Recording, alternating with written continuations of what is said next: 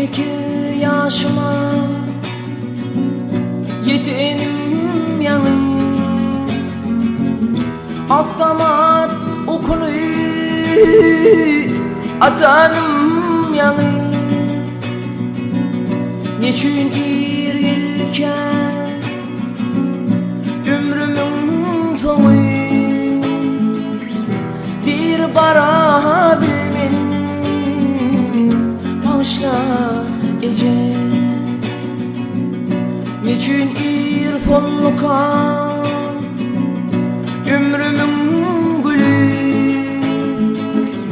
bir bara bilmen bağışla gece. Yoldaşlarım saklap oturla yanım, şavravak yar benim kırmızı kanım. Düşman atan okuy alaysa canım, bir bara bilmen bağışla gece.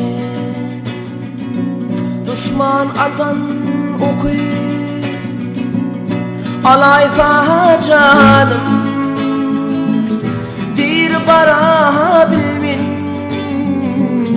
bağışla gece. Uruş diyen bela kime gerekti? Beyle kalım yürüp nenin yürüptü?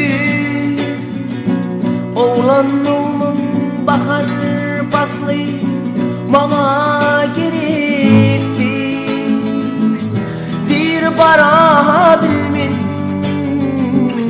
bağışla gece.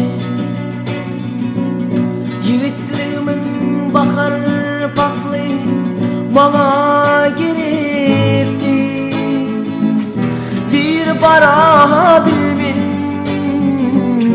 bağışla gece.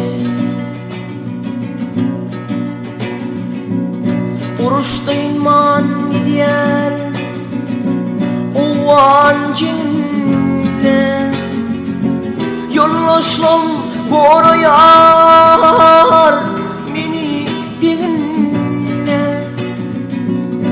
Şu hatım yazyan son kuyudemimde, bir bara bilmen bağışla gece.